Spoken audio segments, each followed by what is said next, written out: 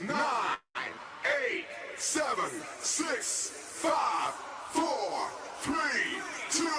Are you ready?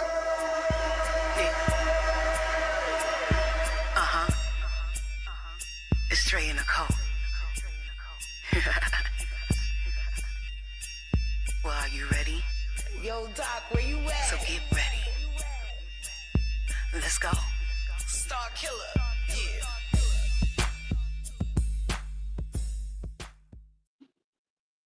Hey, it's your girl Drea Nicole. How you doing? How you doing? How you doing? How you feel?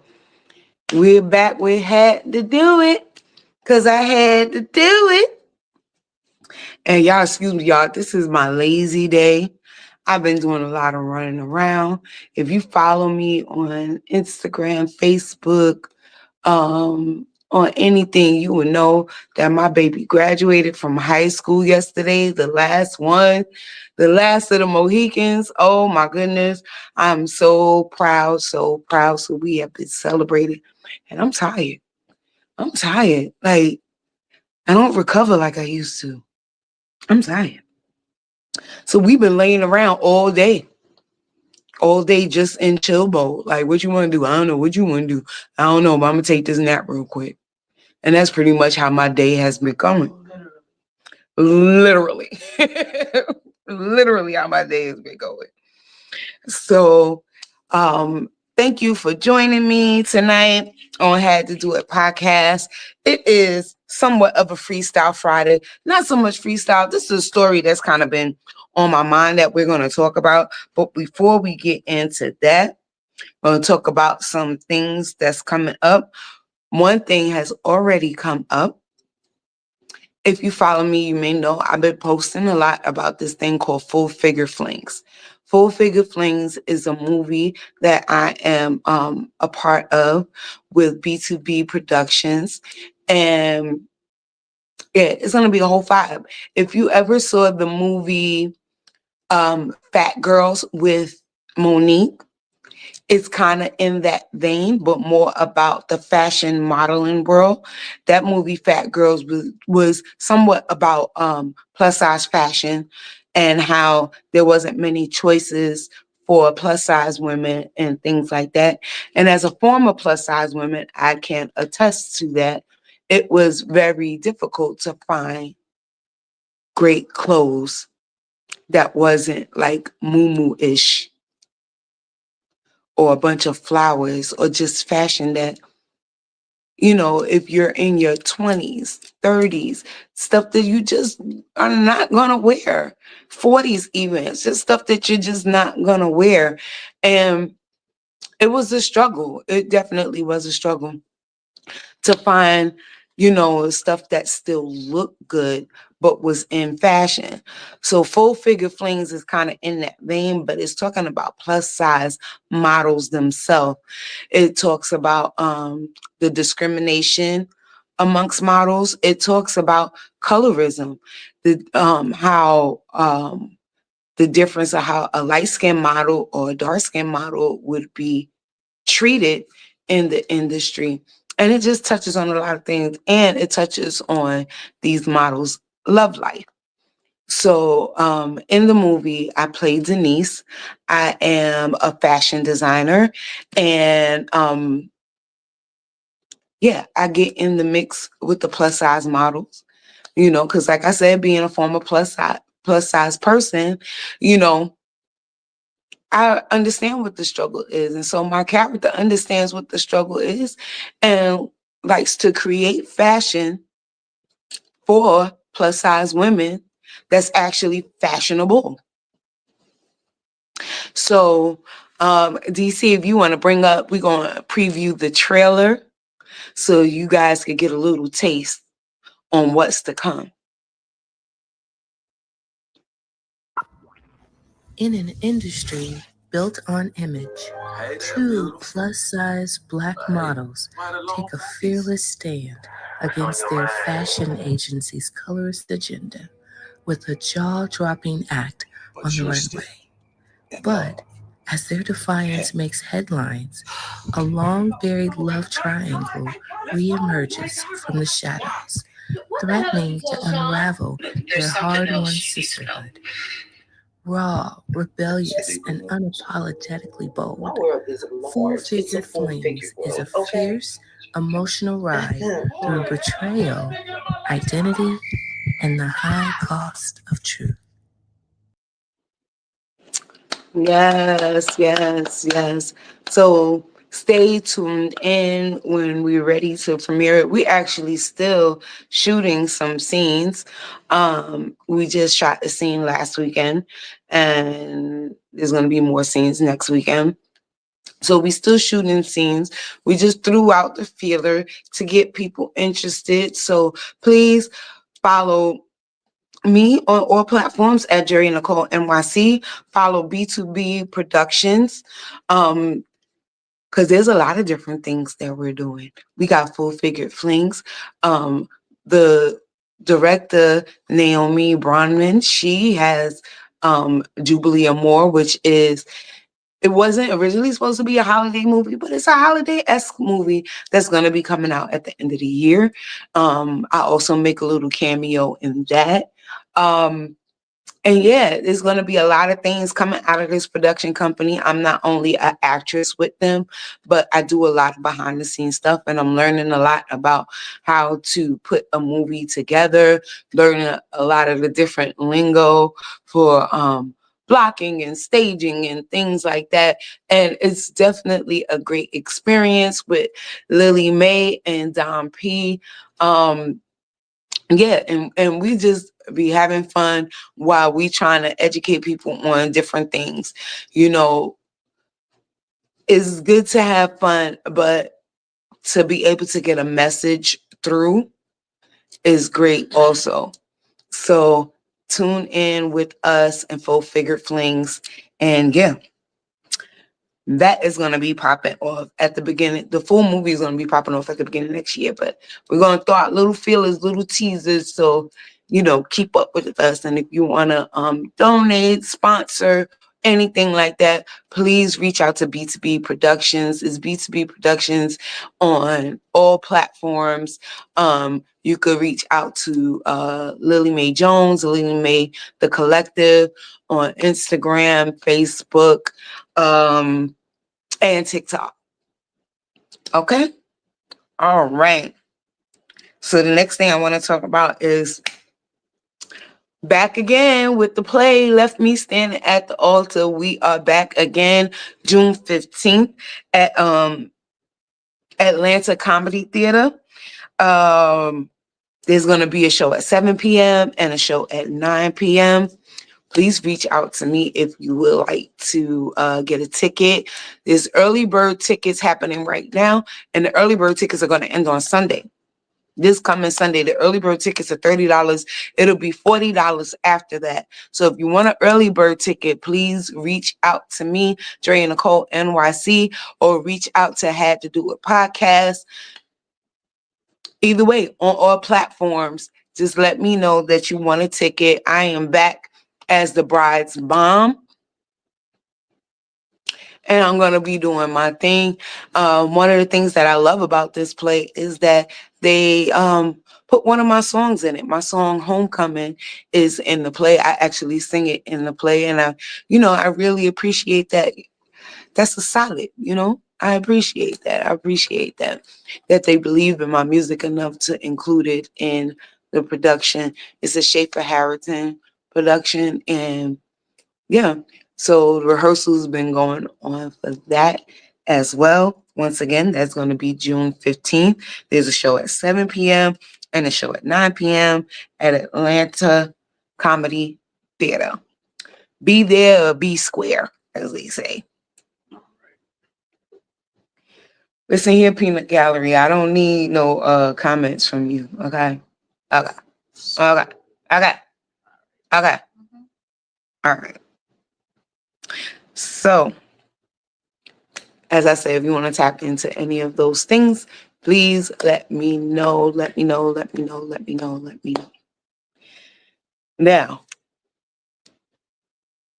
the topic of the evening, right? This has been coming up on the news every day for the past couple of weeks. And I just really wanted to speak on it because it speaks to the climate of um, where we're at in this country as far as women rights and things like that when it comes to terminating a pregnancy. It speaks to people's rights in general as a family. Like if a family member can't speak for themselves, you know, can the family speak for them? It goes into different things. So the story is this. A woman was complaining of headaches. She went to the doctor and was misdiagnosed and given painkillers for the headache. Turned out she had a brain aneurysm and I found out that it was blood clots. So it wasn't a brain aneurysm. She had blood clots and she was rushed back to the hospital the next day and pronounced brain dead. The woman was 9 weeks pregnant. Now, the hospital told the family that she has to stay on life support till the end of the pregnancy because of Georgia abortion laws, and that threatens the hospital or anybody who terminates the pregnancy. They get threatened with jail time and fines. I believe the jail time is like 25 years in jail and like $500,000 in fines or whatever if the hospital terminates the pregnancy. So the question is ending the life support terminating the pregnancy? Because technically they're not aborting the baby. They would be stopping the life support. She's already pronounced brain dead.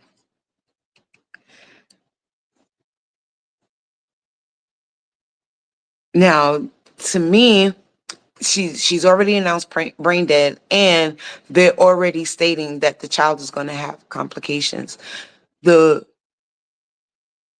host of the child is brain dead, has blood clots. There is something wrong with the vessel that the child is in, and the child is still developing in this vessel, in this defective vessel. So the child is going to have defects, right? Now, you took power away from the family on whether or not to keep this woman on life support. But if the baby is born with defects and the family members that's left is not equipped to handle the child, are you doing the child a service or a disservice?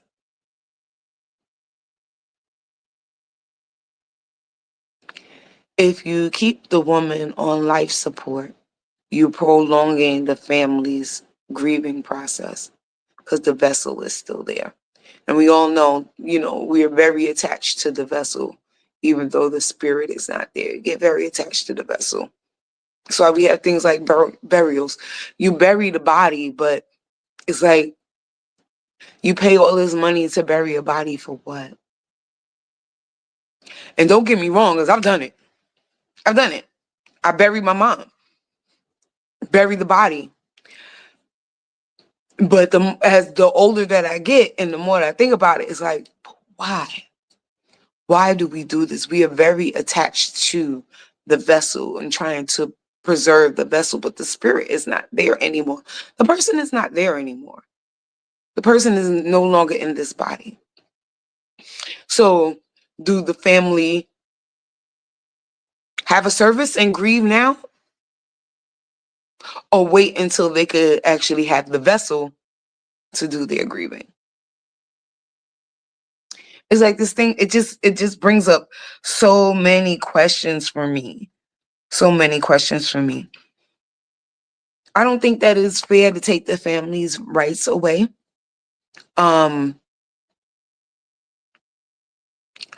People complain about children being brought in this world to people who can't take care of them. And the mother is going to be gone. You don't know. These people were not prepared.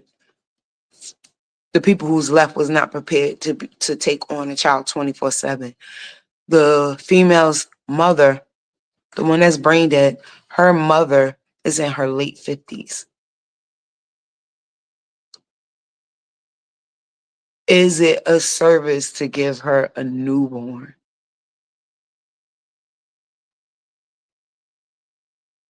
Because she got more years behind her than she has ahead of her. Is it right to put a newborn on her? And if she chooses not to take the child, now this is another child caught up in the system. Even though newborns get adopted quicker and easier, I don't know if African American newborns get adopted quicker and easier, but newborns tend to get adopted easier. But I don't know. I have mixed feelings about it. You know, I would, if the child have defects, how easy is it going to be for them to get adopted?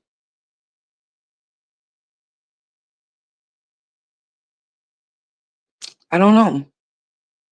I don't know. It's really, as Martin would say, he's really spinning with me. He's saying he's spinning with me. I don't know. Should the hospital be held liable for the child, for the care of this child? Because they're the one making the call, keeping the woman alive. They're making the decisions this whole time. So should it be left to be their responsibility to figure it out if the family chooses not to take on the child? It would have to be their responsibility to figure it out, wouldn't it? Social workers, things like that, somebody would have to figure it out, right? Because they took the right away from the family on whether or not to go this route. So is it safe to say the family could tap out now if they wanted to? And just say, I wash my hands of it, do what y'all will, and step off. Or when the baby is born, now they're going to tell the family, you have to do this. Like, I really wonder how that's going to go. I really wonder how that's going to go. DC, what do you think about this? I would like to get another perspective on this. I knew here. That's tough, man. That's really, really, really tough. Yeah. I will tell you that, in my opinion, it's definitely about money. Mm. Somebody has to pay for that life support. That the hospital's not eating the cost of that life That support. part too. So you take the rights away from the family Mhm. and tell them we have to keep her on life support. But who is liable for this bill? The family. I know it for a fact. When my And mom that's was crazy. you got to pay for hospice. It's your responsibility. And that's crazy because you're not giving me no choice. Exactly.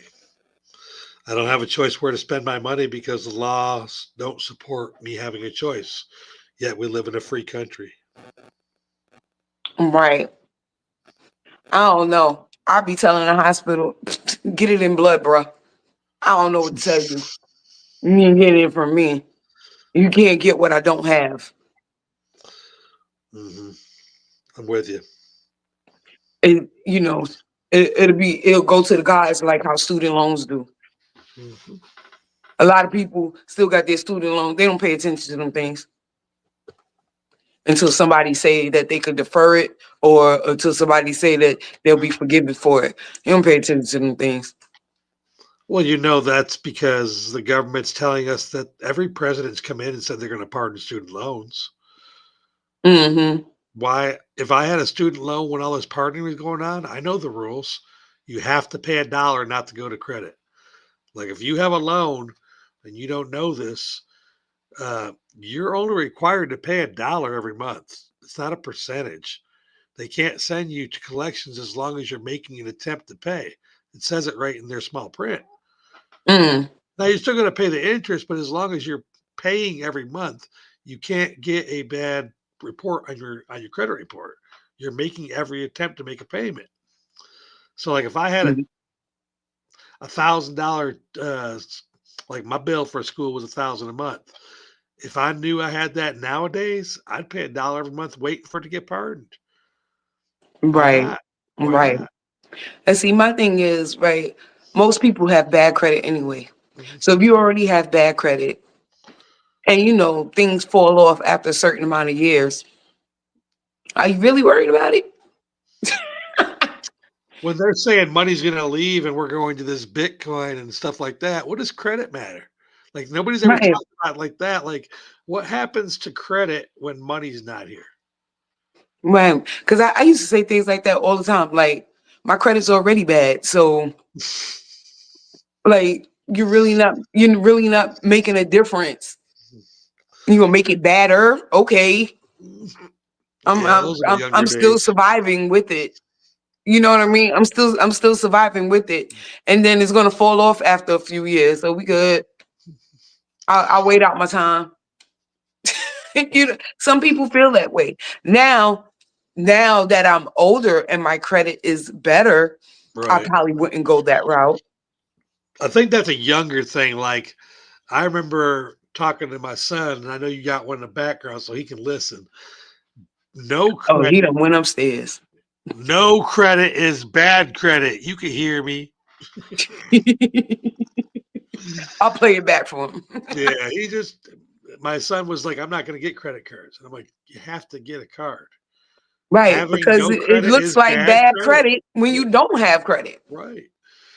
But you remember when you got your first credit score and they told you, and the first person came after you for money, and you're like, they go, well, we're gonna report you your credit card. And I'm like, how you gonna earn 520? Go ahead. You know? now that I'm older, boy, call me and threaten my credit score. I'll jump through hoops. And then you think about it, why? Why? Do you really think they're gonna get rid of money? No. Oh, here we go. We got somebody in the chat box. That's awesome. And speaking English. Thank you. Hey, we appreciate the other countries coming in, but today's not a translating day. Credit is an absolute scam. Other countries only care if you have actual cash. Exactly. Facts. Exactly. It is a scam. Okay, so let me share y'all. We getting a little off subject, but I gotta share this with y'all. So I sold a house, right? I had a house in New York or whatever. I had tenants. It didn't work out or whatever. Ended up selling the house. Now I had the house for up until I sold it. It's like 9 years. Never had a late payment. Even when the other people wasn't paying, I was literally paying my rent in Georgia and paying the mortgage of the house in New York. Never had a late payment. Nothing derogatory on that account at all. Paid off the house in the sale. My credit score dropped 23 points when the sale of the house hit it. When I tell you, I was so freaking aggravated. I was like, how does my credit score get harmed because I paid off a large debt that was never derogatory? That account was in good standing from beginning to end. They told me that you paying off the house erased some of my credit history because that was my oldest debt. How does it erase the history? It still should show in my history that I paid on time every month. Because when you go and check your credit score, it shows you every month.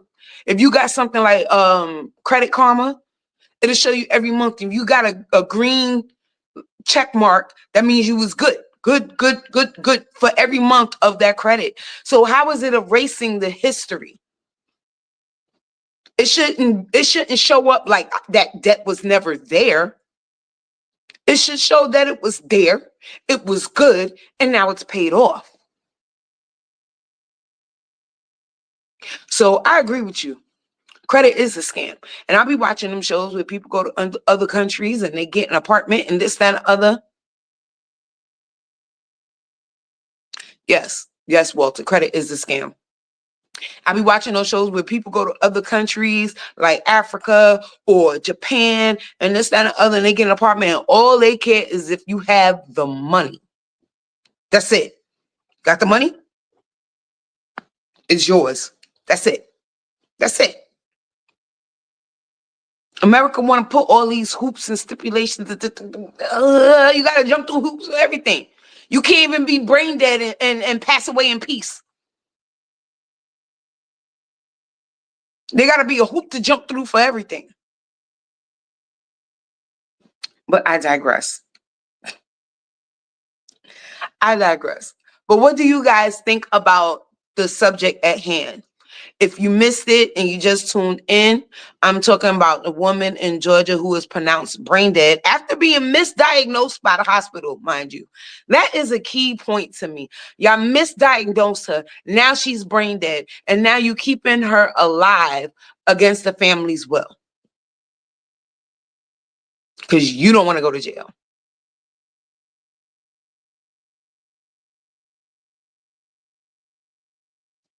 You don't want to go to jail.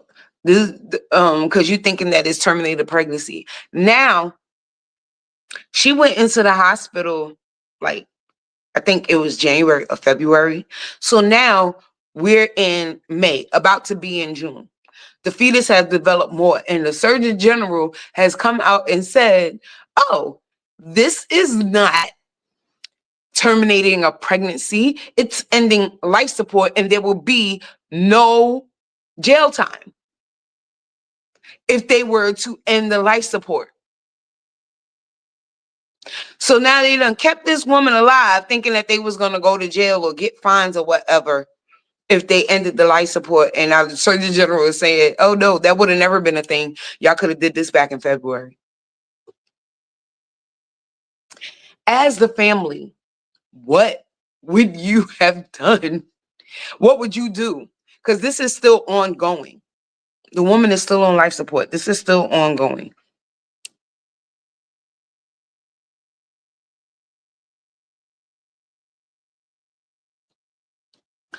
Exactly. Like everything in America is like a freaking circus. You got to jump through hoops. You got to juggle some pins. You got to talk to this person, talk to that person, go under here for that and go over there for that. Everything is a freaking struggle. Like, why does it have to be so hard for basic shit? Basic things, basic life things. Why does it have to be so hard? It really should not be that hard. But you know, it's America. Why can't we all be treated equal?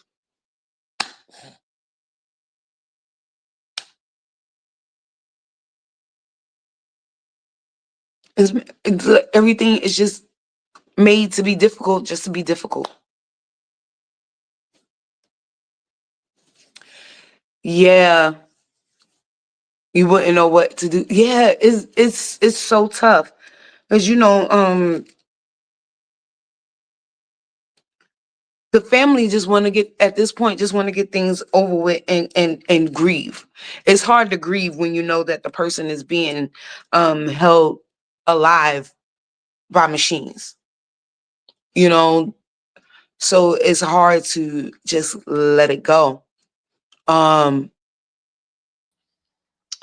What city is this in? What state? It's in Georgia. It's in Georgia. It's been on the news for the past 2 weeks. It is in Georgia. And it irks me that the hospital misdiagnosed her, because if they would have did more testing when she was complaining about the headaches the day before, when she was complaining about having headaches, if you just did a little more testing, you may have been able to catch the blood clot, and then this would not be a topic. This would not be a topic. If you just did what hospitals are supposed to do, and that's check people out. Nobody's going to go to the hospital for a regular, ordinary headache. I'm quite sure she tried to take Excedrin or Tylenol or ibuprofen or something like that before coming to the hospital. So the fact that this headache sent her to the hospital, you should have did more tests.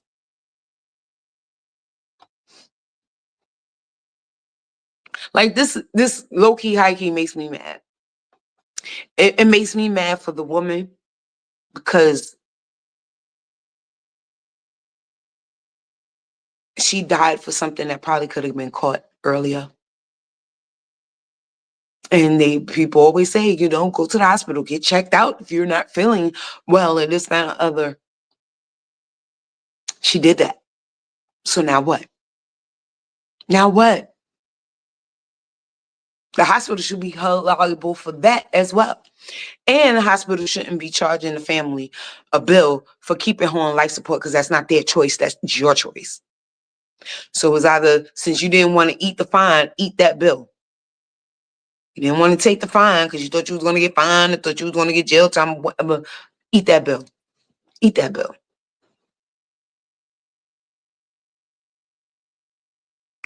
2,000 to 10,000 per day. So I Googled what is the average cost to be on life support in a Georgia hospital. And it tells you right there, $2,000 to $10,000 a day she's being charged. The family's going to be charged. Now, what family you know that's not famous? We're not talking about the Jacksons or anybody like that. What family you know has that kind of money per day?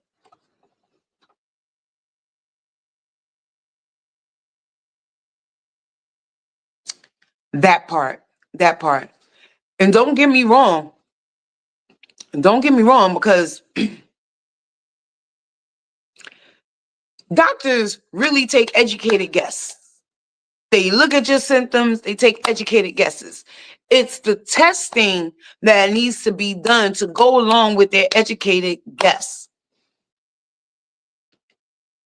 They didn't do any x-rays. They said that they didn't do any x-rays on this woman's head. She was having bad enough headaches to send her to the hospital. You don't do an x-ray, MRI,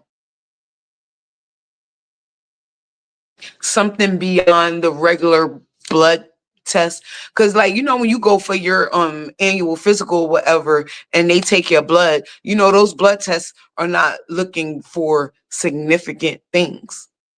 That's why people go long periods of time undiagnosed with cancer or this, that, and the other, because they're not looking for none of that.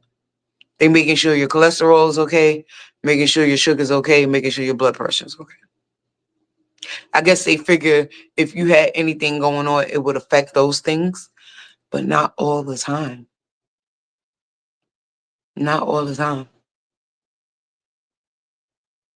My mom was going to her regular doctor's appointments, annual physicals, and this and that other, and still passed away from multiple myeloma cancer, and didn't get diagnosed with multiple myeloma cancer till after she passed, because I asked for an autopsy because I wanted to know what happened.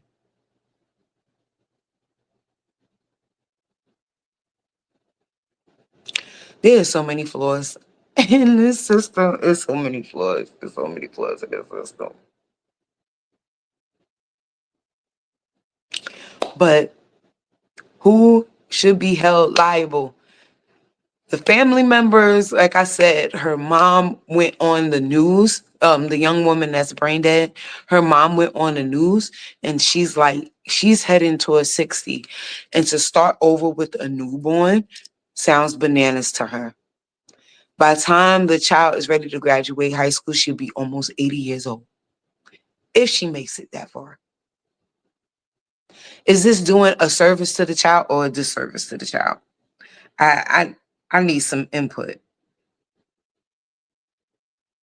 I need some input.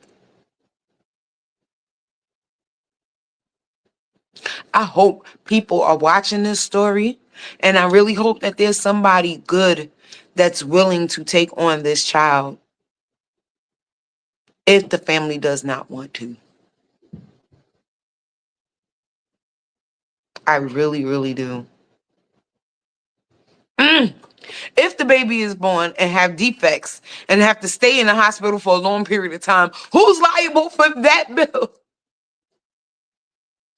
Who's liable for that bill?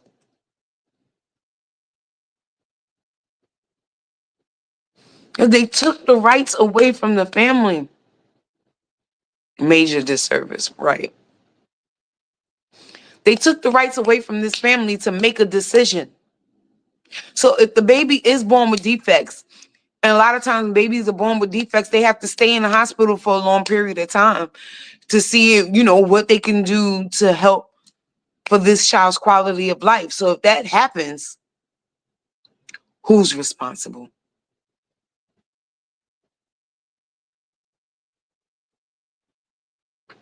But they took the rights away from the family. And it's not the mother that has this child. So now I work in health insurance. So now the family, if they choose on to take on the child, they will have to go through the courts to get the guardianship of the child and show that information to the insurance company in order to get the child on their insurance. So while they are doing all of that, who's responsible? Because once the mother is gone, like right now, the child will probably be born under the mother's insurance. If the mother has insurance, most likely if she had a job before going into the hospital or whatever, most likely she has some kind of health coverage. Once the child is born, the child will have to be put on her health coverage within the first 30 days. Who's going to do that? She's brain dead. Who's doing it?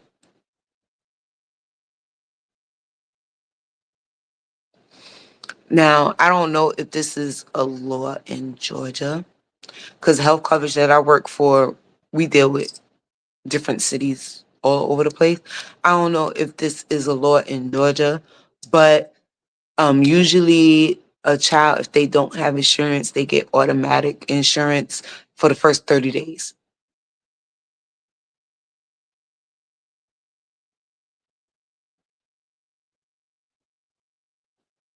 Okay?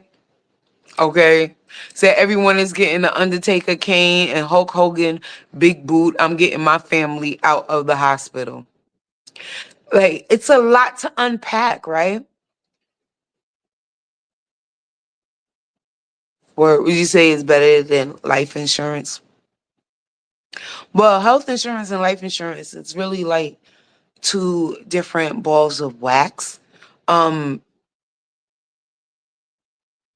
the crazy thing is being that the family's rights was taken away. The mom is brain dead, so has not, if she has life insurance, has not had a chance to put the baby as a beneficiary. So where's that gonna go? I don't know. Hopefully she put one of her parents, or I believe she has another young child that the family is taking care of right now. So hopefully that child has been put on the life insurance as a beneficiary so that money can be released. And so that when she is finally laid to rest, they have funds to do that. But depending on the amount of the life insurance, will it cover the baby's bills until they could get the baby on some sort of insurance? Because they're going to have to establish guardianship before they can do that. Health insurance is definitely going to ask for paperwork showing guardianship, being that you're not the parent. Grandparents have to show papers of guardianship. So it's like a lot of layers to this thing, And it starts with the hospital. Like, taking families' rights away is crazy work. It's crazy work.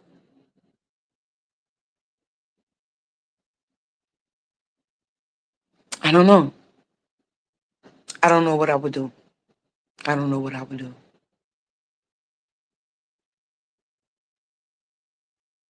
I know I wouldn't be paying that bill. Once you took my rights, you forfeited my money, bro. So if going to the insurance doesn't mean, going to the health insurance doesn't mean that they're covering it 100%. There's levels to insurance. you got deductibles, then you have co-insurance, and then once you reach the out-of-pocket maximum for the year, then you cover it at 100%. But that's only until the end of the year. Now, they only keep her alive until the baby is born, which would be in another few months, and then they go to do a C-section to get the baby out. So most likely she's hitting her out-of-pocket maximum for the year, and a lot of it will be covered at 100%. But everything before she hit that out-of-pocket maximum, who is going to be responsible to pay that? Once they take her off of life support, she is passing away.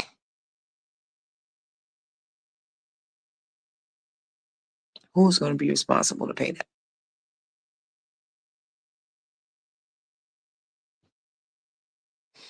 I don't know, man. I don't know. I don't know what I would do. What was it, $2,000 to $10,000 a day to keep somebody on life support?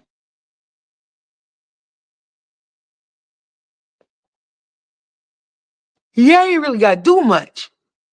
She's brain dead. It ain't like you're feeding her. Or maybe you're feeding her through a feeding tube. Okay. I'm trying to think, like, what costs that much? Hospitals are overpriced, though. So I just did the math, and I went ahead and did it at $5,000 a day Mm-hmm. because I went in the middle. Okay, she's been in there. She's going to be in there for a total of 7 months. Mm-hmm.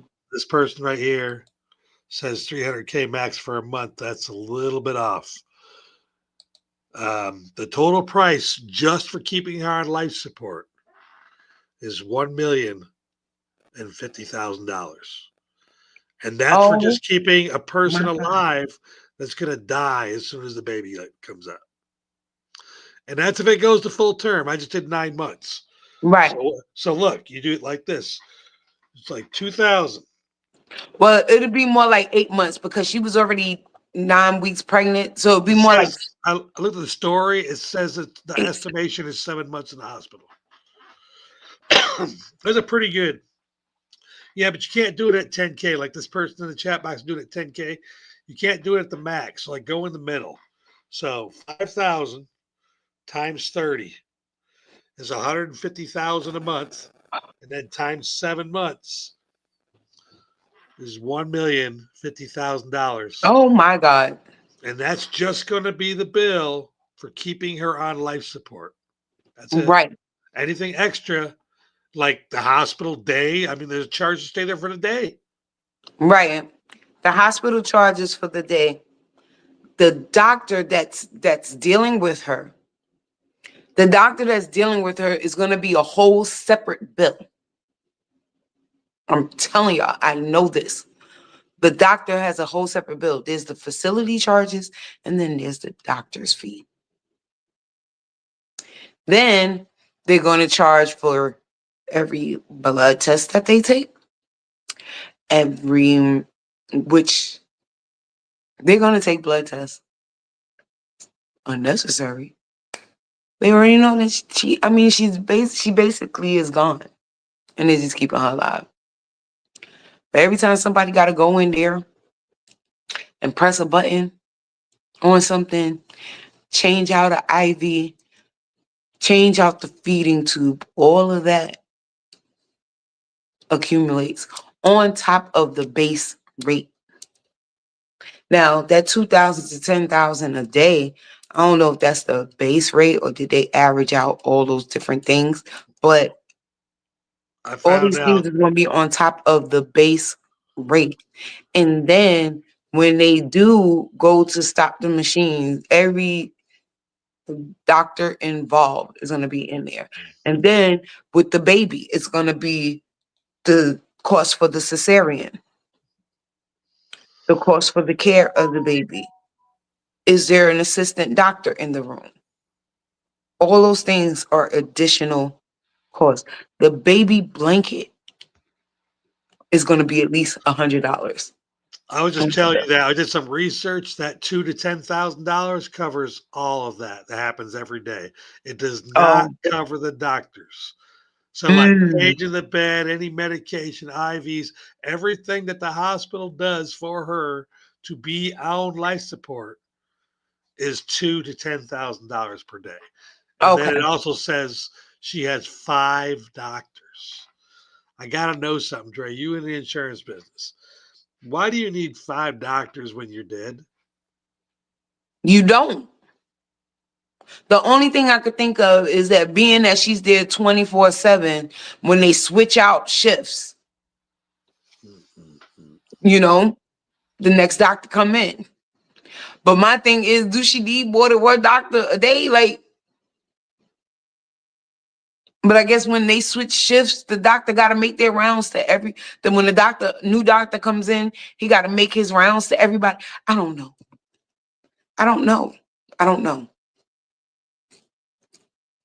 exactly what. It's crazy. The medical. I've been in the medical field since 2004. The billing part never ceases to amaze me. I deal with members all the time through my job, and they call and they like, why is this bill so high? They'll have a bill for like $9,000 or whatever, and they be like, I went and and all they did was, say, do this, do this, do this. And they sent me home. Or I went and they just pulled out a splinter. Or I went and they had me sitting there for hours and da da da. And I tell them, once you go to a hospital setting, if you go to the emergency room, once you go to a hospital setting, you may be liable for the doctor's fees and the facility fees. And it seems like they charge you for every square tile that you step on. If you go to the bathroom and pee, there's going to be a charge. If you go to your regular annual physical appointment, right? And you go in there and you say you want to get your annual physical.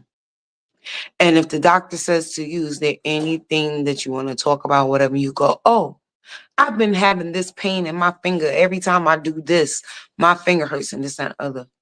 Do you know that's a separate charge?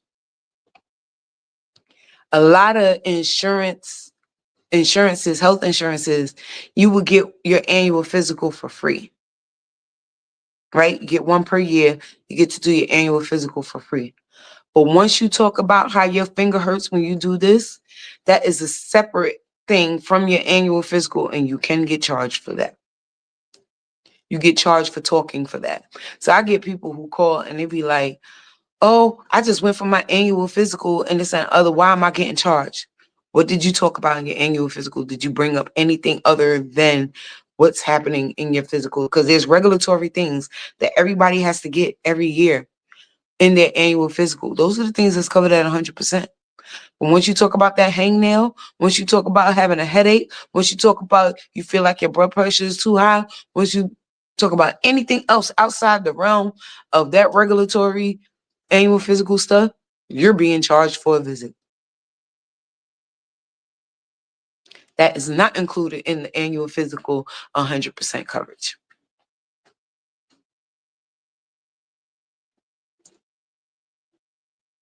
And this is how they get you, because you're thinking, well, while I'm in here, let me talk about this. But the doctor's thinking, your visit is going to be free. Let me get you to talk about a little extra more.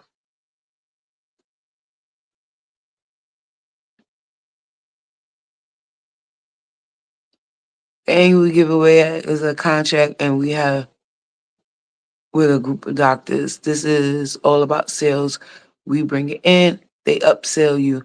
Sorry, not sorry. At the check is huge. We get from the group. Man, I'm reading that. So Right. First of all, basically, what's we with know the he owns a sorry, not business. sorry? You know what I'm saying? This is people's lives or whatever. And you talking about a check. Let me ask you this though: if you own a business and a group of doctors comes to you and they say, "Hey, we're going to give you annual checkups for free to your business, and we're going to send you this Hmm. check," And it's all about the upsell. I totally think that happens. We get Right. upsold at McDonald's. It is right. It is about the upsell, but that's the problem though, because healthcare is more about money than It actual is. healthcare. It is. And that's There's somebody crazy. called B It Fam right makes now. no sense that when you watching a TV show, the amount of different medications commercials that come on in a Right. 30-minute TV show is ridiculous. And the side effects, they try to go through those side effects so fast, but I'm sorry, I'm not going blind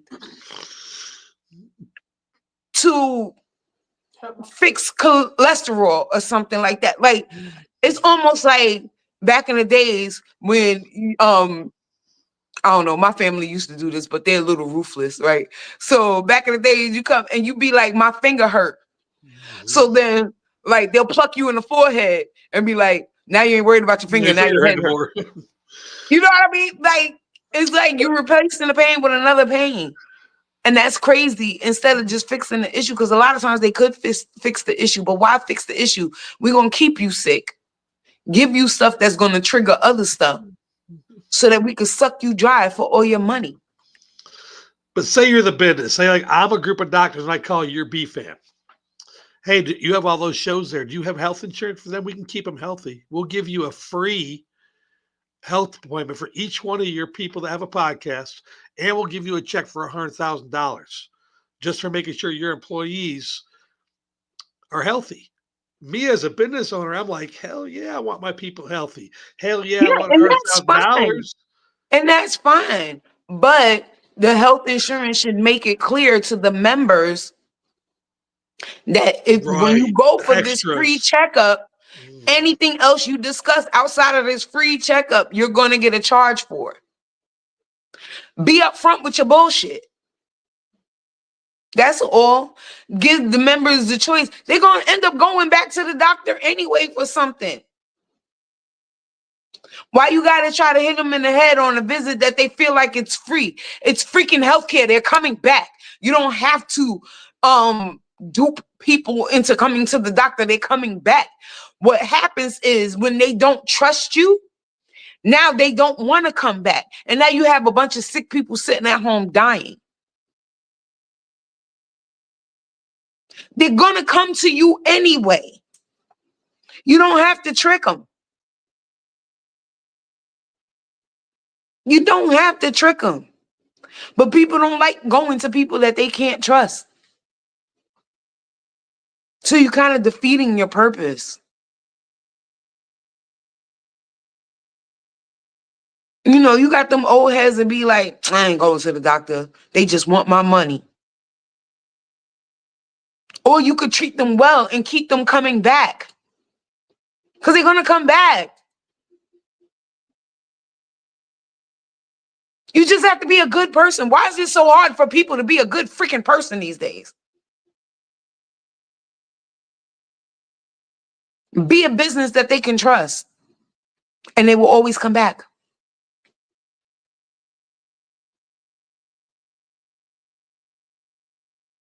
But if you're a doctor, especially if you're a private doctor, then you will lose business if they can't trust you in your practice. And Walter be killing me because Walter just like playing devil's advocate. You just be coming on here saying whatever just so you think you could get things riled up or whatever. He come on here and say whatever. Yep. He is such a gaslighter. He's a shit starter. He's that kid in the playground that used to instigate fights and stuff like that. We don't fight against people. We fight against the dark forces and the principalities and high places. Right. That part. Because like healthcare is something that people need anyway. Why be shady about it? They're gonna come. People are gonna come. And then you purposefully keeping people sick just to make more money off of them.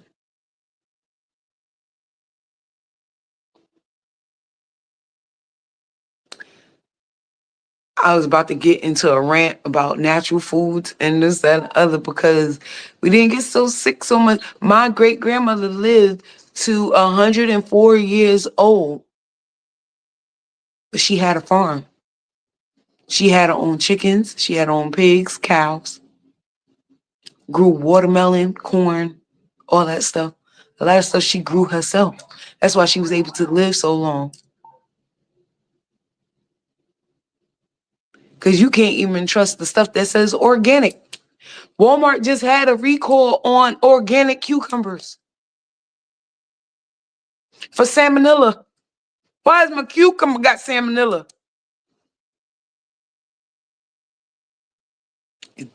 Smart, it says, be spinning with me, man. It just be spinning with me. Like, I can't take it. I can't take it.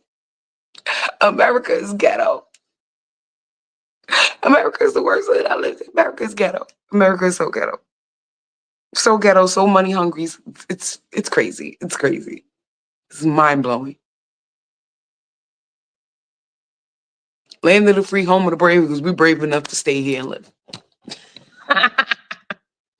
Land of the free, only when we're free to walk around, but our rights are being tested on a daily. That part too. The organic label is an excuse to charge an additional $4. That part too. Eating healthy is more expensive. Why McDonald's got $1 menu? Why McDonald's stopped their salad line? No more salads. I used to only go for the salads. And little fun fact, getting a burger from a place is healthier than getting their chicken salad or their fish sandwich or anything like that. Why? Because they have to fry those things in additional oils. Burgers make their own oil. You do not have to add oil to cook a burger, but you have to deep fry a chicken sandwich. You have to deep fry the chicken for a fried chicken sandwich. You have to deep fry the fish for a fried fish sandwich. So those who are a little more health conscious, you're kind of better off going with the burger. I'm just saying. Even though I like me a good fried fish sandwich, but you're kind of better off going with the burger. And see, everybody know that stuff like McDonald's is not good for you, but they keep going back because it tastes good and sometimes they like the service. So, doctors, you'll get people to keep coming back if they like your service.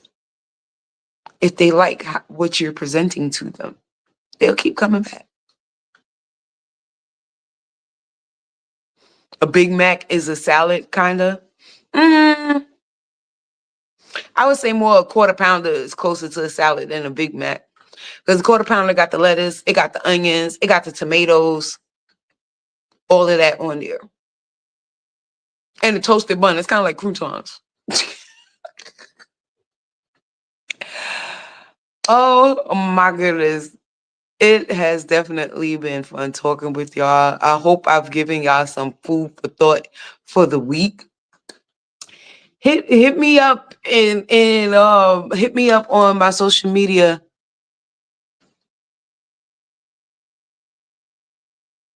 The next show will be next week on Friday from 9 to 10 Eastern Standard Time right here. So subscribe, hit that notification button so that you could catch us live every Friday from 9 to 10. You can also tune in on bfam109.6.com or 1096.com and listen to us from wherever you at. But if you want to comment on what we are talking about, tune in here on YouTube. Like, subscribe, hit that notification button so you know whenever we are coming on. Once again, my name is Drea Nicole. You can follow me on all social media platforms at Drea Nicole NYC. That's DREA NICOLE NYC. You see it right there. You see it right there. Right there. Drea Nicole NYC. Right there. Right there. On all social media platforms. That's Facebook. That's TikTok. That's YouTube. Well, when you do Drea Nicole NYC on YouTube, you're gonna get my music. That's Instagram. That's even X. Even though I don't really post nothing on there. I don't like X too much, but send me a message. If you want me to talk about a specific subject, send me a message. If you want to be a guest on the show, send me a message. All right? So whatever you do, just send me a message, all right? All right? And as I always say, desire to inspire before you expire. And motherfuckers, I'm out. Peace.